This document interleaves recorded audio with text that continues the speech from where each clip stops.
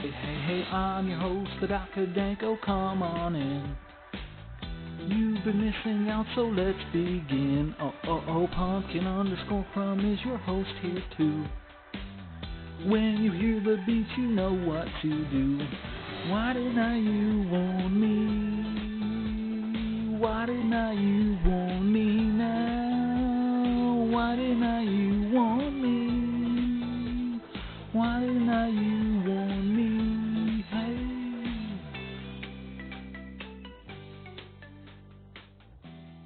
Good evening and welcome to Why Did Not You Warn Me? I'm your host, Matthew, the Dr. Dank. What the shit? I'm Hillary Crumb, and I enjoy helping with Matt's countdown.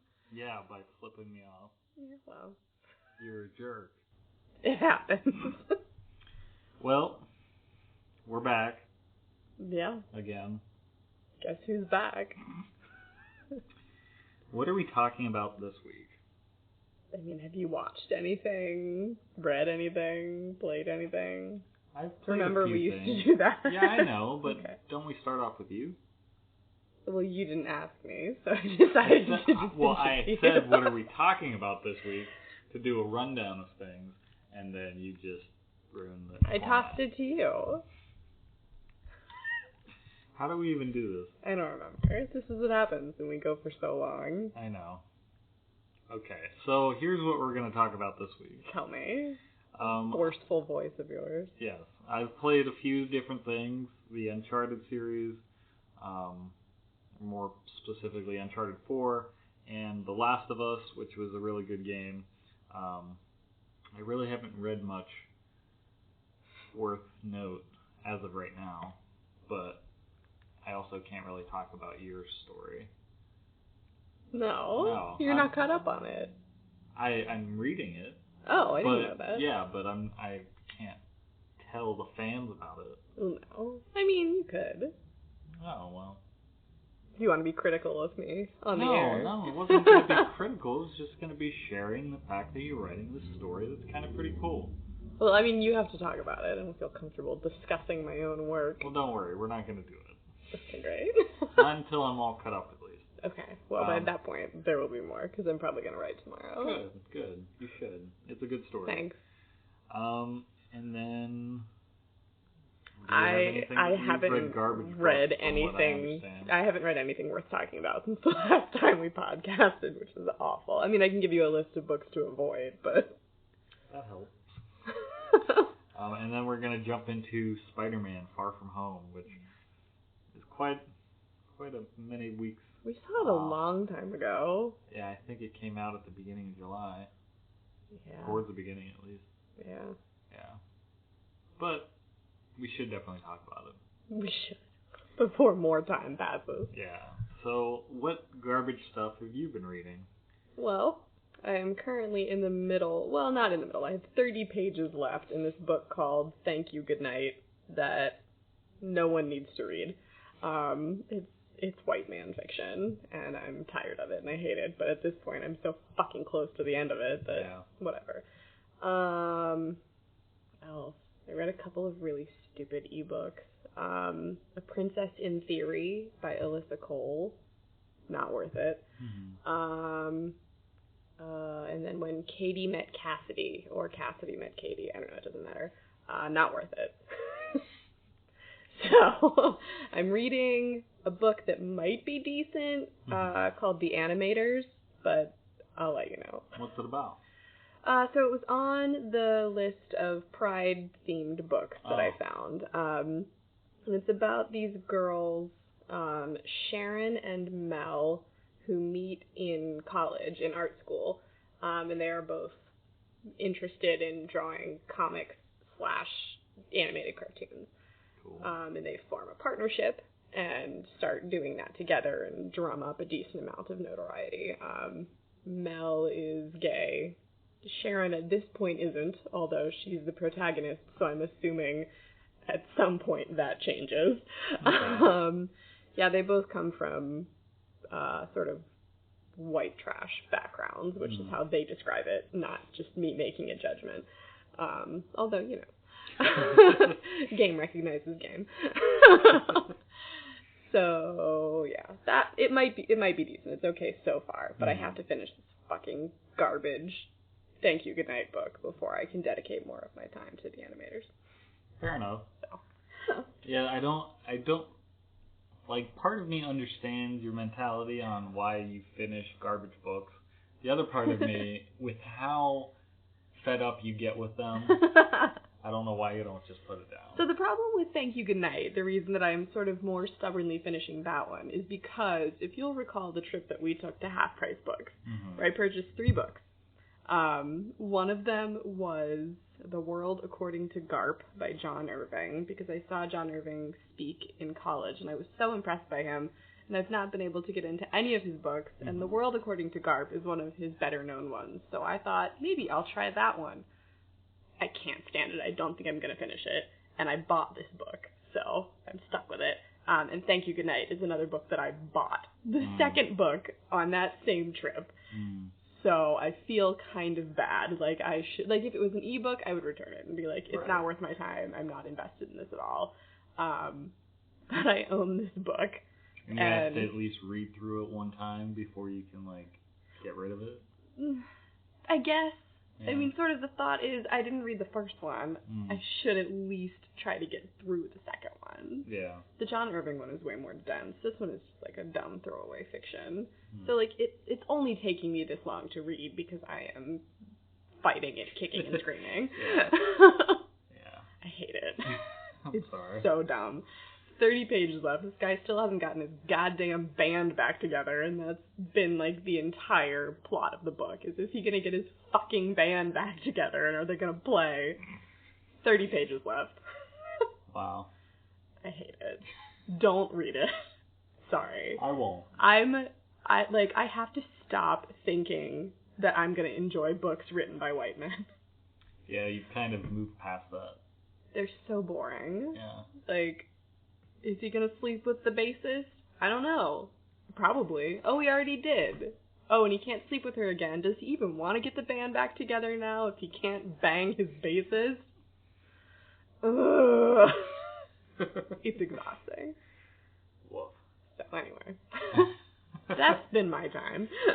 Well, my time has been somewhat more enjoyable, I would say. Tell me. So, I'm not much of a video game player. I haven't been, like, most consistently throughout my life. There are, like, 3 or 4 games that I just keep replaying over and over because I like the story, I like the concept of the game. Batman Arkham Asylum. Well, Arkham yeah, Knight. the Arkham series. Arkham Asylum's the first one, so you're not wrong. Yeah, but, like, those games have really great stories. Those particular ones are about Batman, but, like, everything about the game just, like, clicks with me. And, you know, back in the day when, I don't know, when my dad hooked up, like, the Nintendo, the original Nintendo, like, the only game I would really play is Mario. Super Mario Brothers, probably. Or Super Mario Brothers 3. One of them. And, like, those don't really have a story, but maybe it's just the familiarity with it. Like, Mario is such a staple of pop culture because of the games and just everything that came after it. That, like, those were the only games I played, and then, like, the N64 would come out, and Super Mario 64 was the game I was drawn to. Based on what I knew before, and, like, I don't know. I don't know. I'm not really, like, the Call of Duty type to, like, play those kind of games. But recently, you know, I've been going on, now that I have, like, a little bit of extra money, I've been going onto the PlayStation Store and look for their deals because they drop insane deals on good quality games. The Uncharted series that I played on the PS3, you know, it's like a first-person shooter, third person, I guess, but he's hunting treasure, and, like, you have to solve puzzles and things like that, and there's, like, a mixture of puzzle solving / like, gunplay and, like, a good narrative weave throughout. And the creators, Naughty Dog, that's just what their name is, they went on to make 4 of those games, and like it's a continuation of Nathan Drake's life. But the story is just so compelling, and like this is kind of the thing that happened when I watched National Treasure. If you go back to one of those episodes, I talk about it, but it's just like solving the puzzle and finding the clues. Everything's like, a clue. Yeah, like you get to do that in real time as you're playing the game and watch as the story unfolds. And you know, the 4th one, which is the one I downloaded, A Thief's End, there's a whole brother storyline mixed throughout, which hits me right in the feels, as it usually does. Right. One of your triggers. It really is. And, you know, even so much so that, and I don't know if they mentioned this in any of the previous games that I've played, because it's been like so many years between me playing those games. Uncharted 4 came out like 2 or 3 years ago, and I only just got around to playing it. But we find out that Nathan Drake's name, he actually gave it to himself, like, because his mother was a treasure hunter, and she was on the verge of, like, finding Sir Francis Drake's treasure. And the legend goes that he had these heirs that exist and nobody knows, like, that's what his mother thought. So him and his brother decide that they should be the heirs of Sir Francis Drake, hence the name Nathan Drake. And they actually end up finding Sir Francis Drake's treasure, and it's just a very cool story, and like, I don't know, and you like just go to these beautiful islands and like can dive underwater and just search for treasure. It's just such a cool thing that like I literally want to become a treasure hunter after I know, playing he's that. talked about it. Yeah, because there are real treasures that exist. But spoilers. So I played that game, I loved it, and then The Last of Us, which is also created by Naughty Dog, was another game that I heard so many great things about. I even bought it on the PlayStation 3, but the idea with The Last of Us when it was released was that it was going to push the PlayStation 3 to its limits. What does that mean? So like the graphics and everything that they put into the game was like so advanced and high tech that it was kind of the last game that came out on the PlayStation 3 before the PS4 came out. The unfortunate thing is when I tried to play it on the PS3, my PS3 could not handle it. And it glitched out. So I never actually got to play through it. So now you have a 4, don't you? Yeah, I do have a PlayStation 4. I'm pretty sure that's what that was. And they had the game on the market for like $5, so I was like, done. Instead of like $60 as when they normally come out, that's the price. Is that the one that's in Pittsburgh? Yes. So it's like post-apocalyptic, but there's an outbreak that creates infected, and it takes the role of Joel and this girl Ellie, who is immune to the virus, on this journey from Boston to Salt Lake City, Utah, to basically get the cure into the right hands so that they can make it for the masses. So you start in Boston and you go to Pittsburgh and Wyoming, and then Salt Lake City is the last one. And the visuals are just so cool. Like you're walking in downtown Pittsburgh, so there are like prominent landmarks that you can see and be like, this is where that is in Pittsburgh. And that was what a lot of my friends were like pointing to when the game came out. That and Naughty Dog does spend a lot of time on the story developing. So when I heard the game was coming out, you know, I heard it was like a zombie game because of the outbreak and everything. But actually playing it, it's not so much about zombies. And granted, I played on the easiest level. I don't like games that stress me the fuck out. When you put it on hard or difficulty or survivor mode, yes, I know it's a challenge, but I freak the fuck out and I don't want to play it and frustrate. Shocking. Yeah. So I just go on the easy mode or like explorer mode for the Uncharted series. Like I just want to enjoy the game and the story. That's it. You know how you can enjoy like a story without it stressing you out? No. Read a book. Because reading the book is stressful to me. I know. So it's not the same. We'll listen to an audiobook. I have. Proud of you. Anyway. Rude.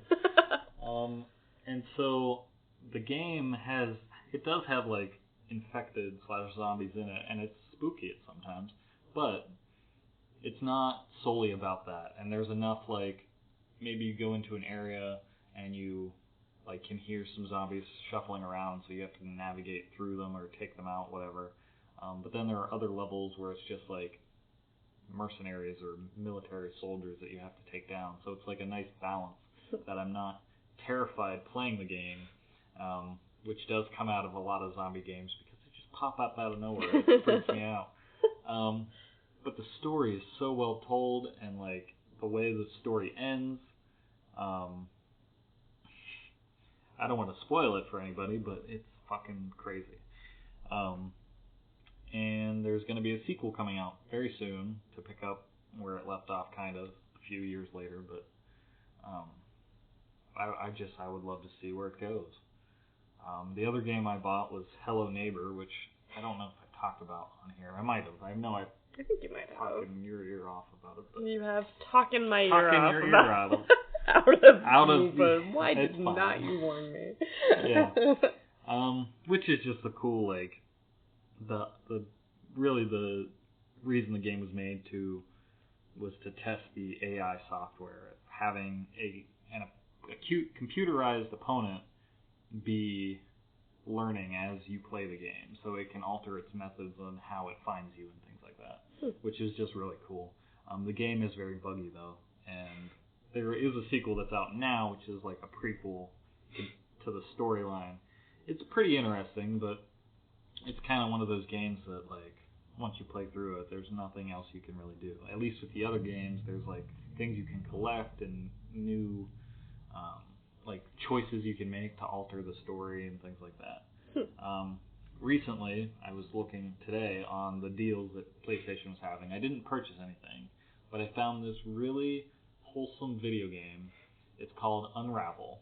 Okay. And Is it kittens playing with yarn? No, but the protagonist is made of yarn. And the idea is, I wish I could bring up the description for it, but it's like a journey through all these different worlds that the more you explore, the more the adventure grows, and you and your partner in the game like grow this stronger friendship. And it was like you get to create the little yarn person that you play as, but you go through all of these immersive worlds to like ultimately grow as not a person, but like as a sentient being, and like grow strong friendships and things like that. And it just looks really interesting, and it's like $1.20 or something. My little yarn man. Friendship is magic. Yeah, exactly. I wonder if people are trying to fuck the yarn things on the internet yet. I'm sure, but it's also not one of those like mainstream games. Okay. They do have like an independent market where anybody can like upload their shit, but this game is like caught in between. So it was like made by a company, but not like well known. Okay. And those games I always find way more enjoyable. And I will always reference this one game that I first bought, like when I got an Xbox 360. It's called Time Shift.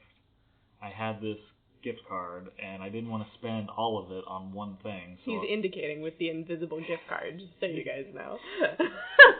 So I was like, he's still holding it. You know, I can pay the $60 and buy like the Arkham Asylum game. I think was one of the games that came out at that point. Sure. Or I can buy several different games, and there was one that was on sale. I just remembered very vividly. That's why I'm gesturing. You can see it. It was $5. Automatically hit my price point. Right. But I look on the back, and it's like, you know, this lab has created the technology to travel through time using this suit. The man who created it, Dr. not Cronenberg, but Dr. something crazy, decides to take the Alpha suit back in time in order to change the course of history in order to rule the world. and you, as one of the lab technicians, decides to take the beta suit to go back in time to stop him.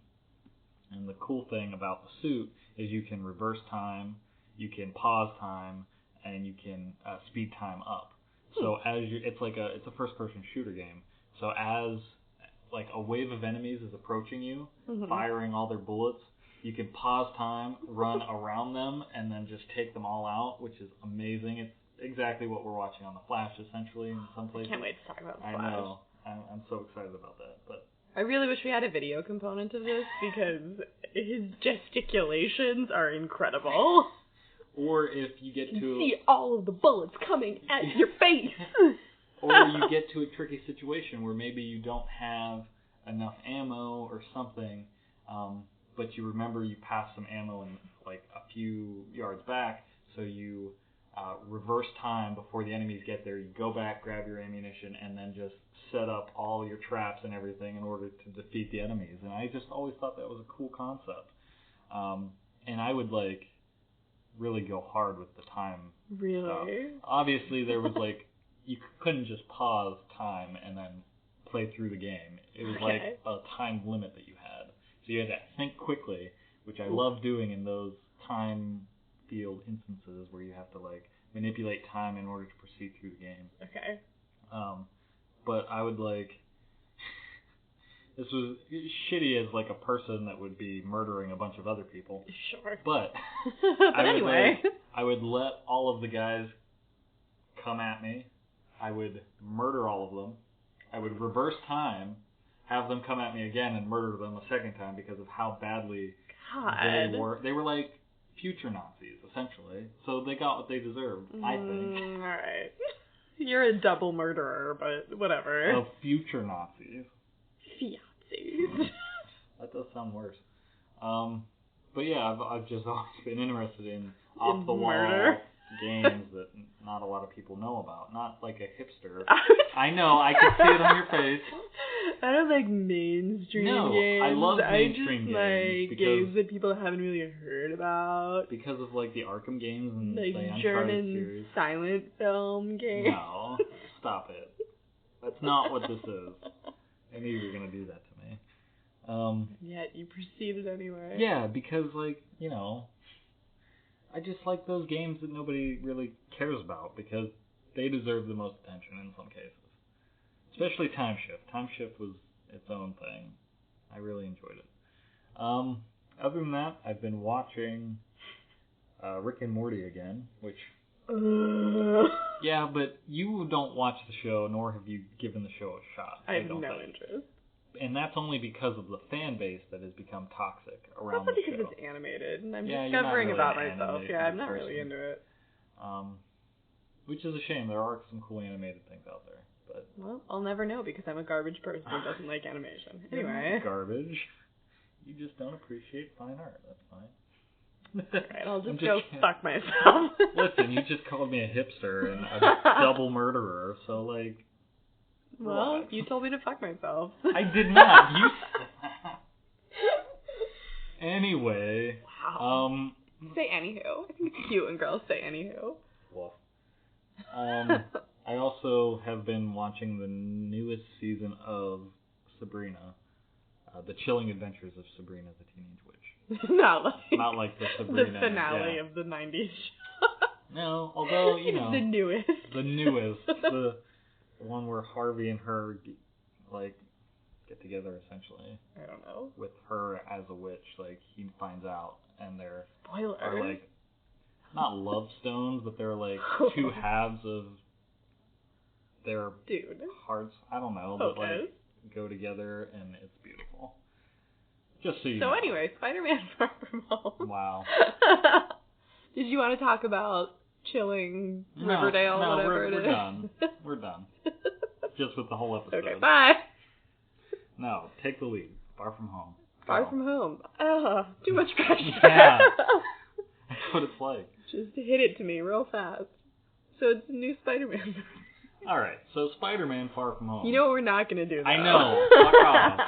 Now I'm telling you. This is our most profane podcast yet. It's fine. Probably. So, Spider-Man Far From Home is... Far from fucking home. Yeah, real far from home. Europe.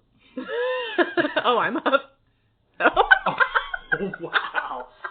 I could not have planned that to go as well as that. Wow. That was good. It was beautiful. That was very good. No. You sit down. I'm already sitting. That was really good. That was really...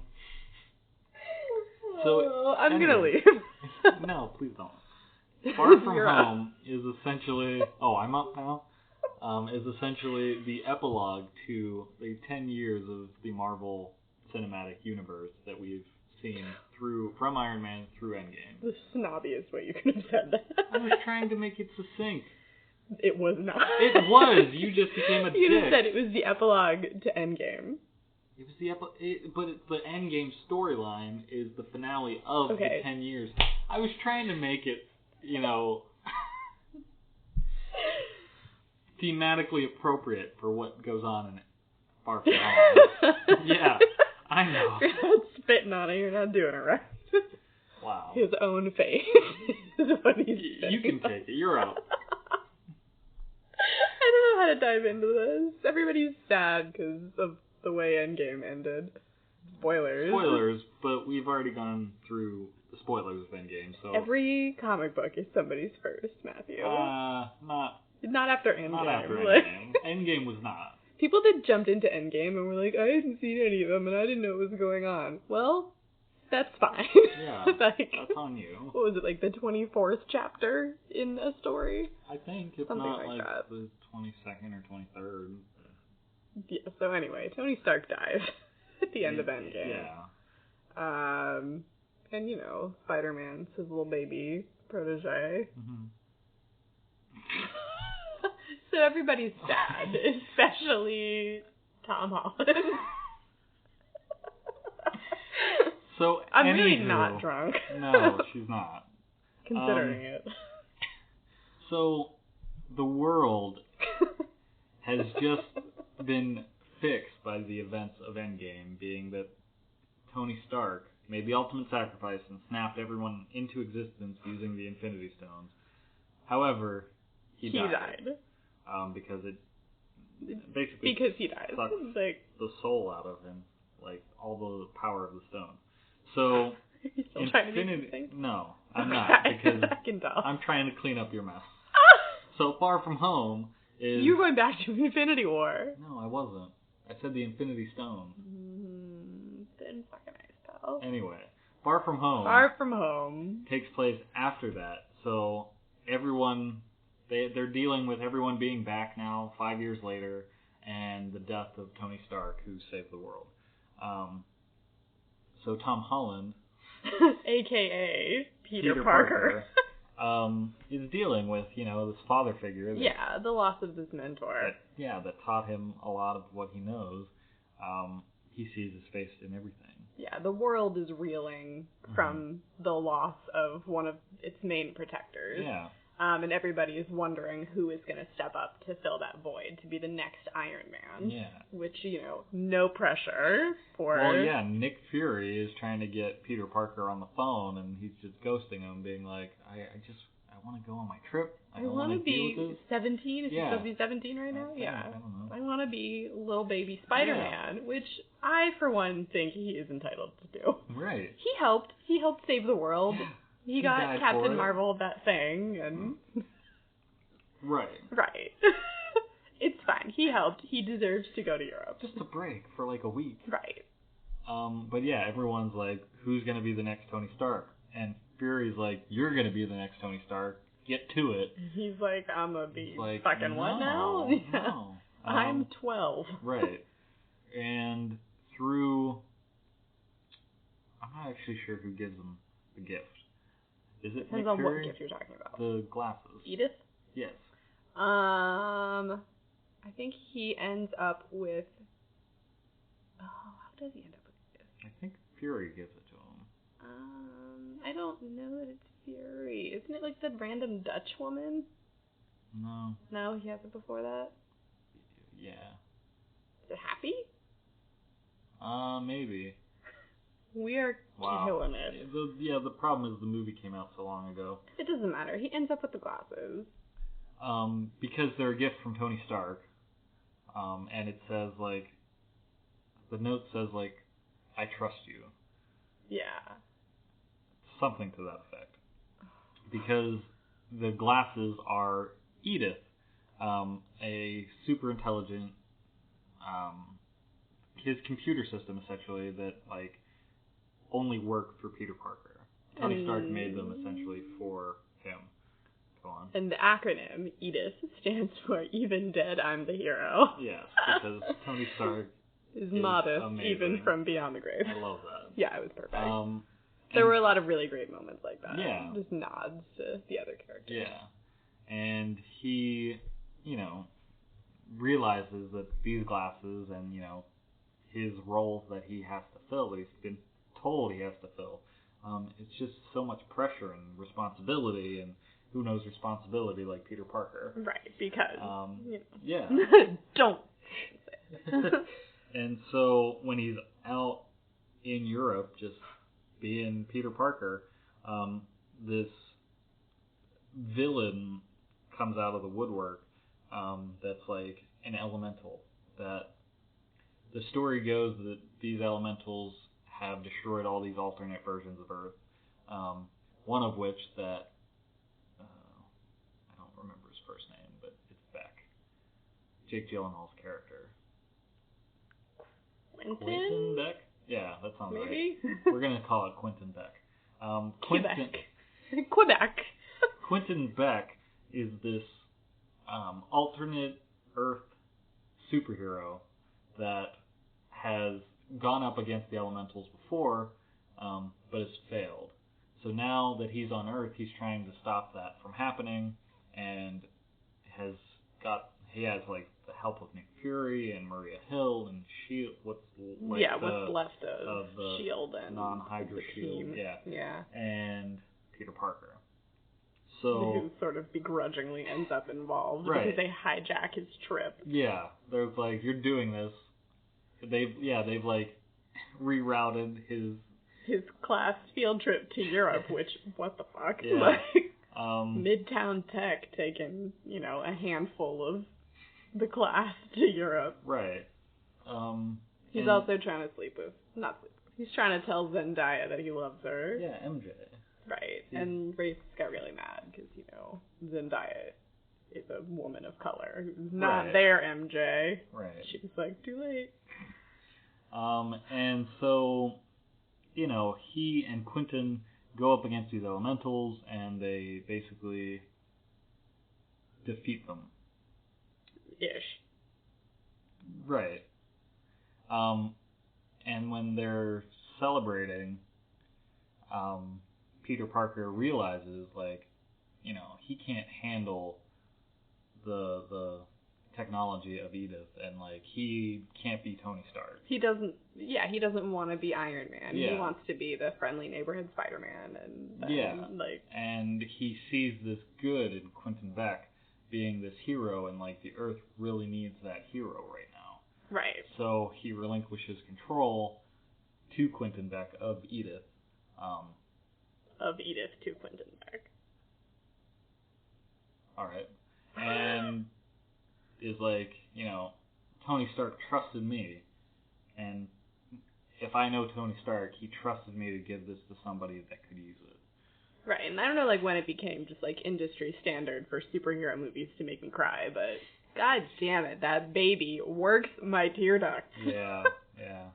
Because you really feel for him. Like, we talked about this after the movie, but, like, I don't think another franchise has obviously done what Marvel has done, but made you feel for a character, like the loss of a character, as much as Tony Stark.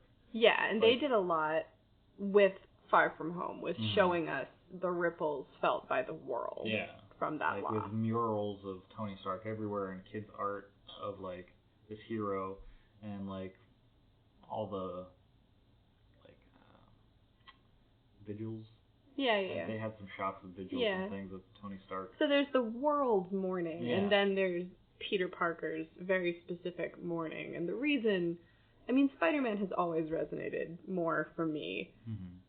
I mean, because he's a kid. He's trying to do the right thing. Desperately trying to do the right thing. He's trying to protect the people that he loves, and even people that he doesn't know, because he's just a good kid. And so, like, when it seemed like the world was asking him to take up this mantle of Iron Man, he was really thinking about what all that was going to mean and whether he could do it. And he felt so selfish for thinking, well, what if that's not what I want? Yeah. What if I just want to go kiss MJ on the top of the Eiffel Tower? Like, what if I just want to be a fucking teenager and everyone is being like, no, you have to be the next Iron Man? Like, that doesn't seem fair. He's a baby. Right. Because, like, there's a difference, and it really feels like a difference between the other adult Avengers and Peter Parker, who is in high school. Yeah. And it's such a clear... I think we talked about this after the movie, that none of the other Peter Parkers, like, throughout the Spider-Man attempts, have ever felt like a kid as much as Tom Holland does. Yeah. And whether it's his face or just the beautiful sincerity he brings to his acting. The whole thing. Like, it's really... It's very heartwarming, which is why I cry when he starts feeling the weight of the responsibility of the world. Yeah. Yeah. I mean, so that's what I loved about the movie. So you have this kid trying to figure out what his place is in this world that's suddenly devoid of the man that brought the Avengers together. It's a very real, like, thing. If you can, put aside the fact that this is all fiction. Right. It's like, how would a kid who had not chosen to be Spider-Man, but had been, like, gifted these abilities, how would he deal with it? And being as good a person as Peter Parker was before that, I mean, this was the thing with Captain America. Yeah. Not a good soldier, but a good man. Not a great soldier, but a good man. Yeah, exactly. Like, they're always destined to do good. Yeah. But then they're thrusted with this power and responsibility of, like, using those gifts. Yeah. To be the hero, and having Iron Man, like, this is the other beautiful thing about how Marvel did the story. Iron Man being the epicenter of the universe, being the first one that put on the suit and be like, I am Iron Man. Right. And to have him be the father figure to Peter Parker, who has lost all of his father figures beforehand. Everyone. And that he was like, he looked up to Tony Stark and, like, wanted to be an Avenger because of him. Yeah. And when Tony Stark brings him into the battle for Civil War, he's so jazzed about it. Like, we see it in the Homecoming footage. Yeah. He's like, just, like, so pumped. And I stole a shield, and I was like, what's up, everybody? And he's, like, doing this thing, like, recounting the story. Yeah, like, he wants to be where the action is. Which the other thing is, and I don't remember if we talked about this after the movie, but, like, the other Avengers chose to be involved. Peter Parker basically got his ass drafted. Yeah. Like, that's fair. So then after... So, I mean, he was excited about it, but... Well, yeah, but he was operating as the neighborhood Spider-Man on his own. He hadn't been brought into the bigger world. Game yet. Yeah. Yeah, I mean, it was like if somebody grabbed Daredevil out of Hell's Kitchen and was like, hey, save the universe.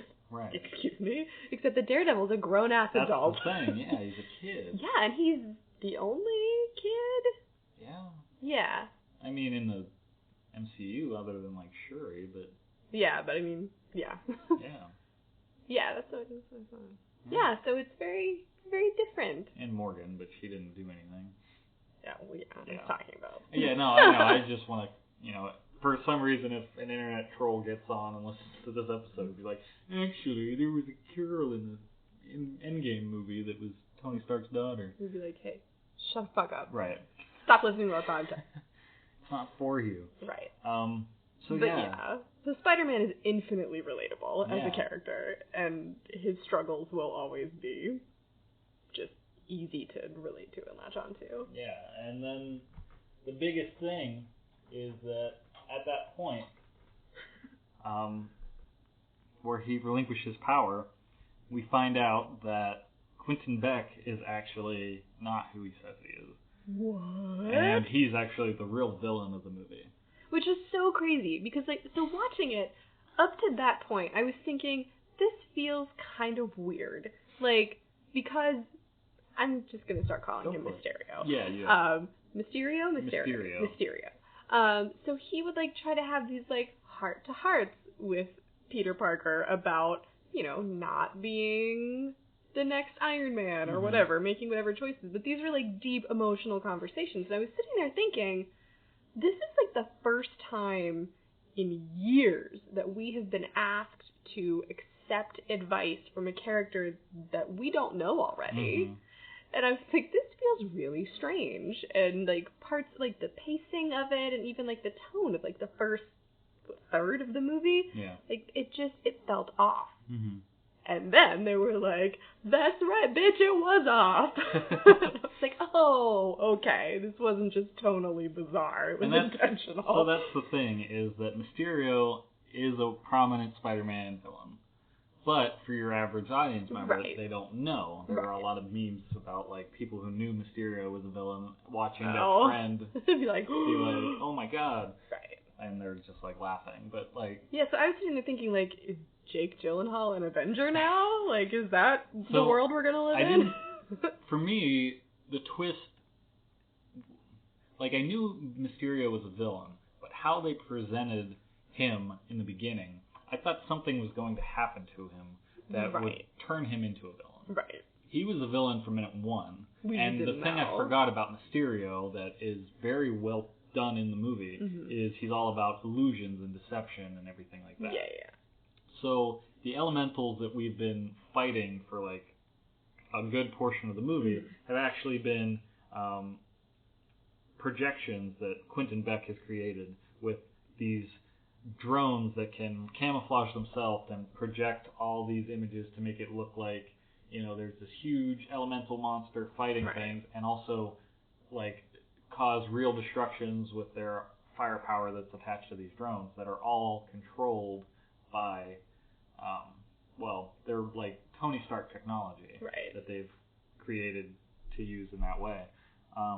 Where Mysterio, he wants himself to be the hero, like for everyone to look to him as the new Iron Man. Because there's this backstory of, like, all the people that helped Quentin Beck pull this off have been former, like, Tony Stark employees that have gotten the short end of the stick and didn't get the recognition that they deserve, so this was their way of getting back at him after he's dead. Which I thought was just really interesting. First of all, like, creating this backstory for all these characters that we forgot about and, like, didn't give a shit about. Like, it really latched on to that continuity. Yeah, and interweaving the stories. Which we did talk about this, because a lot of sequels sort of are like, they have nods to the first one, but they are very clearly like, they break it off and they're going to start something new. And this, it just felt like the next chapter. It didn't feel like they were trying to ignore everything that happened before. They weren't, like, just acknowledging it and moving on. They were using it to continue building that story, which is very cool. It's very, very cool.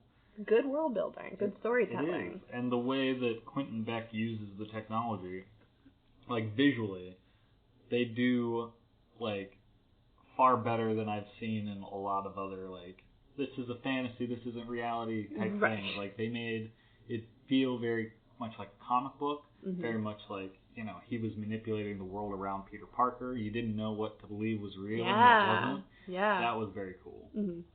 The only time I've seen it done, like, even half as good as that was in the Spider-Man 2 video game back in the day, where you're fighting Mysterio, and he, like, turns your whole world upside down, quite literally, and you're, like, fighting through his illusions. And so... It's okay. And then once, you know, Peter Parker realizes that Mysterio is doing all this, he has to go and stop him.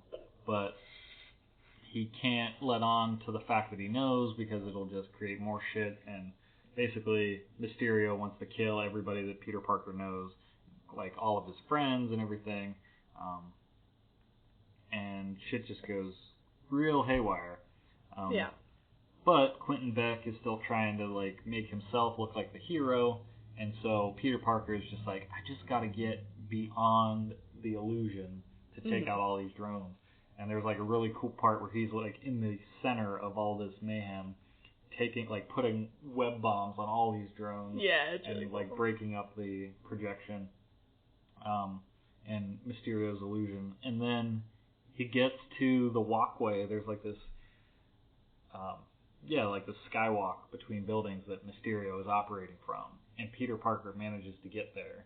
And Mysterio is still fucking with his reality at that point.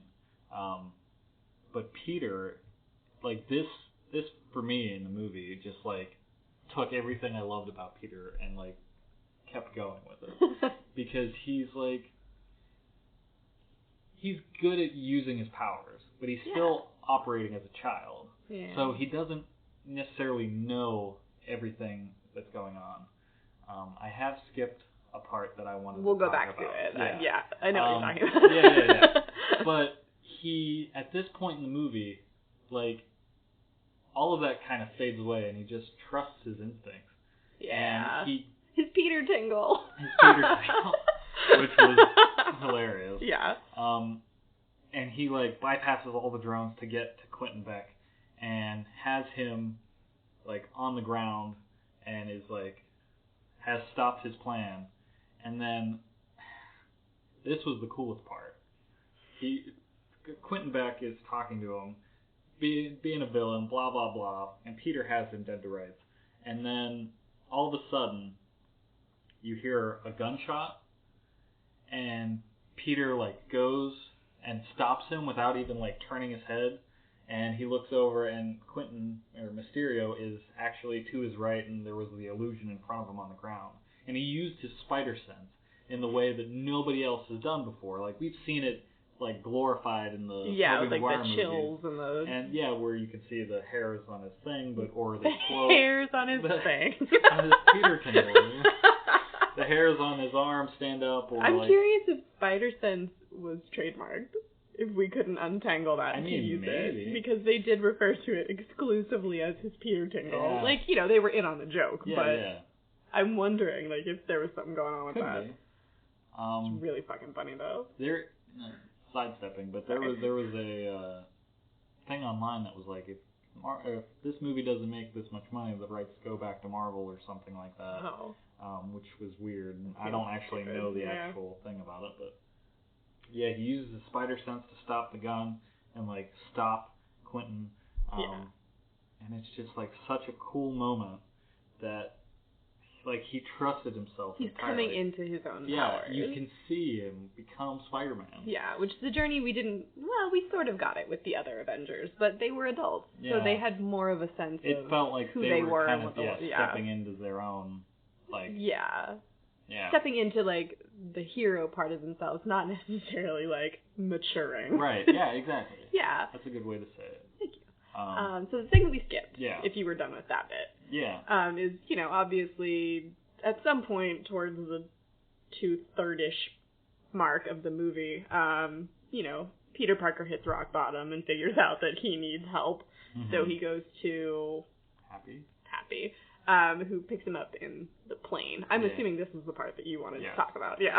Yeah, so, like, basically... You're looking at me like I'm crazy. No. Like, is that not it? I didn't know what you were there, going to just say. really in a roundabout way. So, like, basically, I don't think he has his suit. Or something happens. Something happens to the suit, yeah. His classic red and blue suit. And... he manages to get away from all the drones that are, like, surveying everything. Because basically there's a Tony Stark satellite up there that Edith controls. And so now Mysterio can controls. see everything. Yeah. So he manages to get to Happy in a place where nobody can, like, find him. In the tulip field in the Netherlands. Yeah. And... Oh, that's right, because he gets hit by the train. Oh, and that's ends up in right. Yeah, I just remember the tulip field. Yeah. So... They get onto the plane, and he has this whole heart-to-heart with Happy about, like, I don't know what to do. I need help. Like, he's crying, and he's like, listen, it's okay. I really wish I could remember. It was something like, what do you need? Tell me what you need. He's like, I need a suit. He's like, I got just that we can do.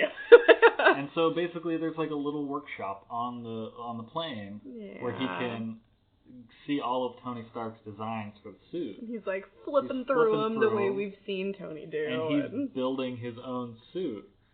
And Happy's like, you just worry about the suit, I'll handle the music. And he hits the radio on, and it's AC/DC's Back in Black, which was from Iron Man, the first scene even, where they're on the Humvee and they're driving. Isn't that his intro music in Avengers too? I think so. When he comes in the plane. I want to say it is. Did you miss me? Yeah. And Peter Parker's like, I love Led Zeppelin. And he's doing the Tony Stark thing where he's like, he has the AI software out, like the 3D hologram, and he puts his hand into it and lifts it up just like Tony Stark did. And apparently Tom Holland went back and watched the Iron Man scene where he's building in his workshop and replicated it specifically off of that. Because as the character it makes sense, but also just like a nice little nod to Tony Stark and everything that he's brought. And the influence that he had on Peter Parker. Like, it totally made sense. It didn't feel fake or forced. Yeah. Like, it felt like just a really beautiful little, Yeah, it made me cry even more. A little bit, yeah. And then he goes off into battle to battle Quentin. And it's great. Yeah. He does get to kiss MJ. Yes. And she figures out that he's Spider-Man, too. Yeah. And apparently, she's like, yeah, duh. I love her. Yeah. She's incredible. I love Ned and his 36-hour relationship. Yeah, which is very funny. Super cute. It's exactly the kind of thing that happens on those things. Yeah, on field trips. Yeah. And then, the end of the movie, I think this happens at the end of the movie. They're just like, Peter is taking MJ around the city, or is that like the end credits? I don't know. Anyways, like, they're basically going on a date, and she wants to know what it's like to swing through the city. And she hates it. Yeah, she is not on board, which is funny because that's the first time we've seen that in an MJ, which is really funny. And like, I doubt anybody would be as like quick to be like, this is fun. Right. It's terrifying. It's not like they've been harnessed on. Exactly. And then they land, and there's this news report going on. What's the guy's name? So. Okay. Yeah. All right. I'll just let you take it. So there was this footage that came out from Quentin. Yeah. That, like, now because the newspapers are sort of not as prominent of a media source anymore. There's like, obsolete. You can say obsolete. it. Fine. Sorry, written word. Now we just, get our shit from online or, like, television. Right. But they got J. Jonah Jameson, the actor J.K. Simmons, to reprise his role, being like, let's talk about Spider-Man. How much he sucks. Yeah, essentially. Yeah. And he releases this footage that Mysterio uploaded before he died. And it was like this altered footage using, like, basically he edited footage of what was happening around him to make it look like Spider-Man had shot Mysterio, who was begging for his life. Yeah, and that he called this execution order with all of the AI software for all of the drones on the people of London or France or wherever we are. I think they were in London. I literally think they were on the London Bridge. I think so. Yeah. When you said, like, some walkway, I was like, pretty sure that was the I didn't London mean Bridge. The bridge. There's like a skywalk between buildings. Like, I know that there's a bridge that they are on, which I do think is the London Bridge, but Mysterio is on hiding in, like, a skywalk. Whatever. Anyway. It's been a long time. Yeah, so he edited this footage, like, one last illusion and deception. One last little fuck you. And he's like, and by the way, Peter Parker is Spider-Man. Yeah. And they throw up a photo of, like, his cool picture or something. And we're all just like, and then the movie ends. And then I'm sure half of the world was like, who the fuck is Peter Parker? Right. But for us, it was like, oh my god, now everyone knows. Right. Oh. Which is insane because it's such a reversal of Tony Stark getting to claim he made the Iron choice. Man. Yeah. And Peter Parker did not. Made a different call. Yeah. And then the end credit. Oh, yeah. Yeah, which just opens a whole other fucking can of worms. Yeah, so basically Nick Fury and Maria Hill are driving away from all this disruption. Right. And they're talking to somebody, and they're like, well, this is what happened. And we find out that they're talking to Nick Fury. Yeah. And they weren't actually Nick Fury and Maria Hill, but Skrulls who are shapeshifters that we met in Captain Marvel. Yeah, that have shapeshifted into their personas. Which raises so many questions of when has Nick Fury... Because Captain Marvel took place so far before any of this shit started. Like, so when was Nick Fury actually Nick Fury? Right. And Nick Fury is just on a spaceship with Skrulls working on something. Wearing his version of a Hawaiian shirt, which is hilarious. Yeah. It was dope. Yeah. Which, like, what the fuck? Yeah, it opens up so many doors and questions, and from what this is the other problem with a shared universe where it's not one director doing everything. Yeah. And they're probably, like, under, like, affidavits or something where they can't disclose information unless it's approved by Marvel. Non-disclosure agreement. Yeah, NDRs. Sure. NDAs. Yeah, NDAs. DNR. DNR. That's what I was trying not to say. If you say something, they'll kill you.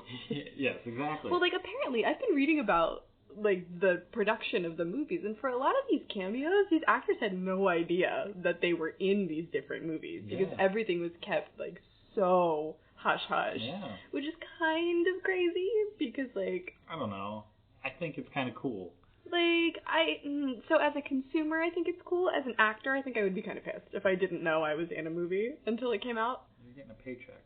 Yeah, but... From Marvel. Well, and also, the funeral in Endgame pissed me That, off I think, is the only exception. Like, that I don't agree with. Like, the fact that they were told they were going to be at a wedding. Yeah, that's some bullshit. Yeah, and it was a funeral. Because it informs acting choices. Yeah. Also, why did they think they were all wearing black? But I don't know. They could have been wearing normal clothes and then they CGI'd black stuff. They could have been there at different times. I mean, they CGI'd... Did you show me the photo that was, like, Nick Fury, like, on set? And he was, like, sitting in a chair, but they CGI, like, the gun in his hands and the wall behind him and everything like that? Yeah, well, that was in Far From Home. They, like, CGI'd the scenery around him. Fucking crazy. But you can do that with anything, and it's crazy the kind of shit that they do with even the technology of, like, making actors look younger.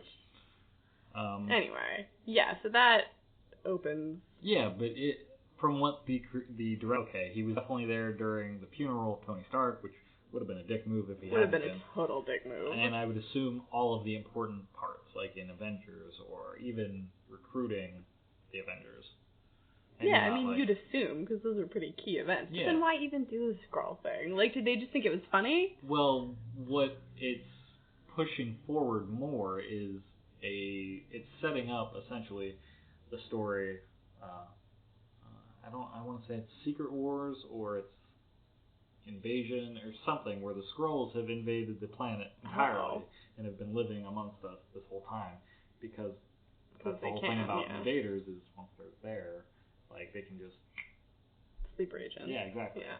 And take over the planet, which is a storyline that exists. But that's so dumb, because they spent so much time in Captain Marvel, like, breaking down the idea that the Skrulls were bad. Like, that was sort of the whole fucking point. But maybe there are good and bad Skrulls. Fair, I guess. They would have to do a lot of... They would have to create a lot of infrastructure for me to buy into that. Which, if they have 10 more years... That's what I'm saying. Like, they have time. And with all the stuff that they're planning on releasing, it not being, like, your frontier characters that are kind of taking a back seat right now, they have some room to work with. So generally, we thought Far From Home was pretty great. Yeah. I had some issues with some dialogue. I have always been a huge fan of the quippy Marvel one-liners, but I sort of thought they were kind of overdone in this one. I thought that people were saying one-liners where, like, it didn't make sense. And it's sort of like the line could have been said by anyone. So they were just like, well, who hasn't talked in a while? We'll give it to them. Or wouldn't it be funny if Nick Fury said that? Like, yeah, but it doesn't affect... It's not appropriate to the conversation or the tone. Like, I don't know. That was sort of the first time I've ever been like, all right, enough. Wow. I know. But is it partly because it has been 10 years and you're used to all that shit now? I don't because still, like, in going back and watching the older movies, I love them. Well, you've loved them since you've seen them. I don't know. We can only see how it goes from here. If it keeps happening and you keep being bugged by it, or if it's like because it's Spider-Man, probably one of the funniest movies, like, contained within the Marvel Universe, where, like, they're cracking jokes all the time. It didn't seem to fit the moment. Okay. And I haven't felt that before. So yeah, that was the only issue I really had with the movie, other than the whole tonal thing for the first third, but that was intentional, as it turns out. Yeah, I really didn't know how they were gonna do it. Yeah, it was cool. It was very cool. There was a couple minutes where I didn't understand what was happening. Mm-hmm. Not a couple minutes, that's too long, but, like, then it resolved itself, and I was like, oh, that's pretty fucking interesting. We haven't done that before, which is pretty nuts. And that's one of the cool things going forward, is they have to figure out ways to, like, outdo themselves. Yeah, like, what haven't we done and already? I really do think all of the Mysterio illusion scenes, like, really they're pretty cool. Awesome. Yeah. Even, like, just the taunting of, like, Mm-hmm. Peter Parker, but also just, like, visually interesting. Yeah. And I do think it makes sense, now that I'm saying it out loud, that they introduced the Skrulls being Nick Fury and Maria Hill, because that's more deception and lies that they kind of reveal. And that's... for all we know, Mysterio could also be alive. Yeah. Yeah, and I mean, the whole people not being the face that they present isn't really an angle we've taken before. Yeah. Which, I mean, you'd think after 10 goddamn years and how much cinematic saturation that we would have hit everything. But yeah, I'm still on board. I'm not saying I'm on board for another 10 years. I'm saying I will keep watching their movies until I don't want to anymore. Well, which is my right as a consumer. Right, exactly. Well, from what all the reports are saying, you know how reliable they are. Right. But Spider-Man 3, they're really hoping to bring Deadpool in. That would be amazing. I would fucking love that. Yeah. And they're trying, because the thing with the Ryan Reynolds Deadpool is he's very much works in the hard R category. Yeah, which is different than... But I've always, even back when, like, Deadpool was being talked about coming out, I was always hoping that Deadpool would make it into this universe. And when Deadpool got the hard R, like the first Deadpool, I was hoping that when they brought Deadpool in, they would make him PG-13 and bleep out everything, and he would be so pissed off that he would, like, every time he would, like, turn to the camera and be like, really? I saw some Tumblr post that was like, it was, you know, imagining Deadpool being brought into, like, the Hugh Jackman X-Men fold, and it being, is it like a PG-13 where you can say fuck a certain number? Once. Okay. And Wolverine was always the one to say it. And so there was this fan headcanon that, like, Deadpool would just be waiting for, like, the perfect moment, like, timing it out, and then Wolverine would steal it. That would be amazing. He would be like... That would be really good. That would have been really funny. They could still do that. Right, it wouldn't be Hugh Jackman, though. No. I mean, you don't know. I don't. The world's a crazy place. They can do crazy things with technology now. Yeah. Okay. I mean, they did get the X-Men, like the Days of Future Past X-Men in the Deadpool movie, the second one. Yeah. Where they're, like, behind him and they just, like, close the door. Yeah. That was great. Yeah. Alright, that's really all I have to say about anything right now. I just want to fantasize what it would be like to have Deadpool in this universe. Should I leave the room? No. Okay. Don't make it weird. You and Deadpool need to be alone. No. Although I will say, again, back when Deadpool 2 was coming out on the Guys Talking About Shit podcast, I think, I was like, podcast. It would be really awesome if, like, Deadpool was running, like, through he just, like, happened to stumble upon, like, the set of the X-Men movies. And he's like, where is everyone? What the fuck? And then, like, jump out, like, just a real quick, like, okay, they couldn't get the characters, but we can see. And they sort of did a version of that with, like, his wheelchair and just the Xavier manner. Yeah. But we'll see what happens in the future. I'm just glad, you know, Ryan Reynolds is going to stay on as a character. Like, as long as they'll let him. Yeah. And, yeah, I'm sure he'll do it until he dies. He loves doing it. He does. And I think that was the thing with Huge Jackman. Huge Jackman. That's my stripper name. He loved it too, and yeah. maybe he got exhausted of it, or the contracts just well, they were going in a different way. There's a certain amount of exhaustion to keeping your body looking like that. That's true. Which, you know, you get tired of eating boiled chicken. He's Huge Jackman. I know, Jake Peralta. I know he is. Yeah.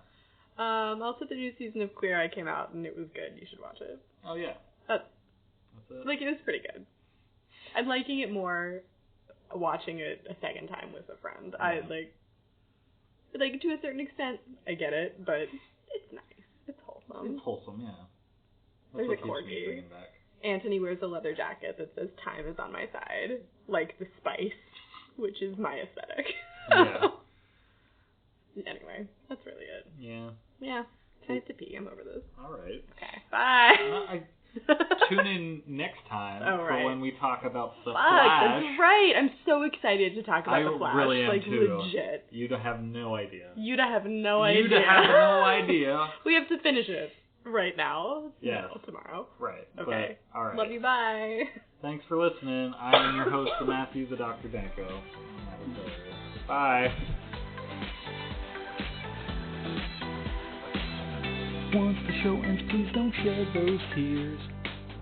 We'll come back again, so have no fear. Oh, we told you that it just might end up this way. What's the show called again? You cannot be saying, why didn't you warn me? Why didn't you warn me now? Why didn't you warn me? Why didn't you warn me? Why didn't you warn me? Why didn't you warn me?